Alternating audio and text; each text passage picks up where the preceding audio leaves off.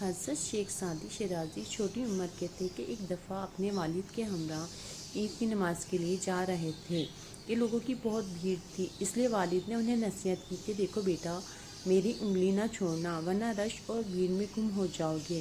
لیکن راستے میں ننھے سعدی نے والد کی انگلی چھوڑ دی اور کھیل کود میں مشغول ہو گئے، جیسا کہ بچوں کی عادت ہوتی ہے۔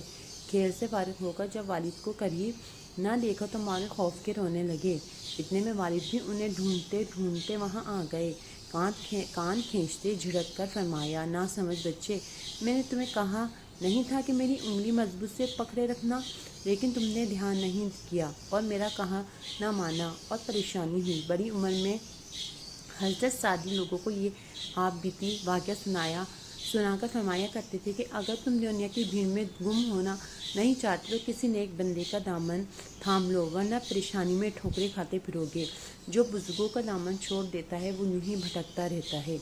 سعدی رحمۃ اللہ اپنا واقعہ یوں بیان فرماتے تھے کہ ایک دفعہ میرے پاؤں میں جوتا نہ تھا، جیب میں کوئی پیسہ بھی نہ تھا اس سے جوتا خرید سکوں۔ ننگے پاؤں جا رہا تھا اور دل ہی دل میں کہہ رہا تھا کہ خدا نے میرے نصیب کتنے خراب بنائے ہیں۔ اسی حالت میں چلتے چلتے کوفے کی جامع مسجد میں جا پہنچا۔ وہاں ایک آدمی کو دیکھا جس کے پاؤں ہی نہ تھی۔ میں فوراً خدا کے حضور سجدے میں گر گیا اور خدا کا شکر ادا کیا۔ یہ جوتا نہ صحیح، خدا تعالیٰ نے مجھے پاؤں تو دیے رکھے ہیں۔ اپنے بچپن کا ایک اور واقعہ شیخ سعدی کچھ اس طرح بیان فرماتے تھے۔ ایک شب کو میں اپنے والد صاحب کے ساتھ مسجد میں گیا۔ میرے والد ساری رات وہاں عبادت کرتے رہے، ان کے ساتھ میں بھی نماز میں مشغول ہو گیا۔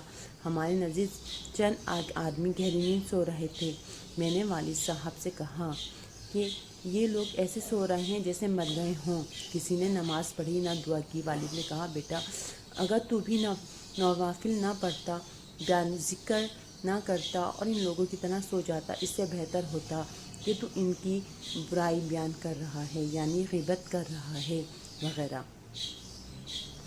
کتاب بستان میں شیخ سعدی نے ایک حکایت لکھی ہے کہ اگر ایک مرتبہ کسی شہزادے کا قیمتی لال گم ہو گیا، شب کے وقت کسی جگہ گر گیا۔